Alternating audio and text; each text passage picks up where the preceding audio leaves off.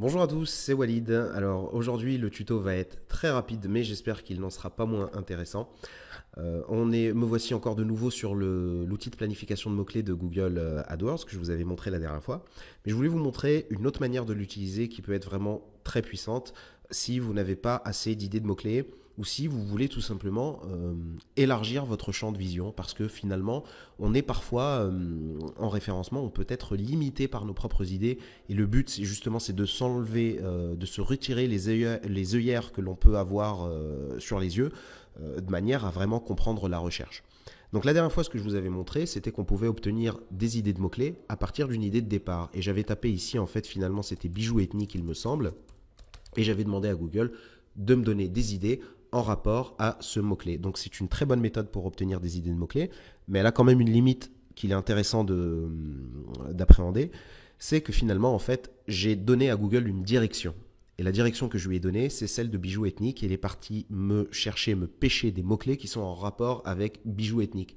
Maintenant, finalement, peut-être que le fait de lui avoir donné une direction, eh bien, je l'ai un peu bridé et peut-être que j'ai perdu des opportunités de mots-clés que Google n'est pas allé me récupérer tout simplement parce que selon lui, elles ne sont pas liées à bijoux ethniques. Donc aujourd'hui, je voulais vous montrer une autre utilisation de l'outil de planification de mots-clés qui est la suivante. Plutôt que de partir sur un mot-clé, eh bien, on peut partir sur un site. Et donc, on va demander à Google de nous donner les mots-clés sur lesquels ressort un site. Et là, on va avoir une idée qui est quand même beaucoup plus large de la recherche. Donc, si on considère par exemple qu'on est dans la thématique des jouets, eh bien, on pourrait utiliser un site qui est très connu dans cette thématique. Et là, je vais utiliser la Grande Récré, par exemple, qui est un site qu'on ne présente plus. Et je vais demander à Google de me donner des idées de mots-clés à partir d'un site et non plus à partir d'une idée de mots-clés euh, que j'ai trouvée. Alors, est-ce que ça fonctionne? Alors, je ne sais pas s'il a pris en compte mon clic. Je réessaye. Et voilà, dans la mesure où c'est un site important, comme vous voyez ici, on a 2366 idées de mots-clés. Et donc, ça n'a tout simplement rien à voir avec ce que l'on avait la dernière fois et où on avait, je crois, 700 idées de mots-clés. Donc, il suffit de les télécharger ici en CSV pour Excel. Vous cliquez sur télécharger et vous avez tous vos mots-clés.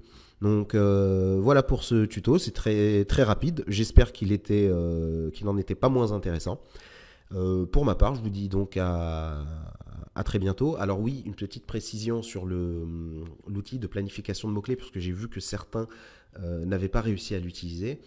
Eh bien, il faut tout simplement créer une campagne, mais vous n'êtes pas obligé de l'activer, ou alors vous pouvez la mettre en pause pour pouvoir utiliser cet outil. Et rassurez-vous, vous ne serez pas débité par Google. Donc il suffira de créer une campagne et de la mettre en pause. Voilà, écoutez, j'en ai terminé. Je vous remercie d'avoir regardé. J'espère que ça vous a plu. N'hésitez pas à partager, à liker ou à commenter si vous avez des questions. Pour ma part, je vous dis à très bientôt.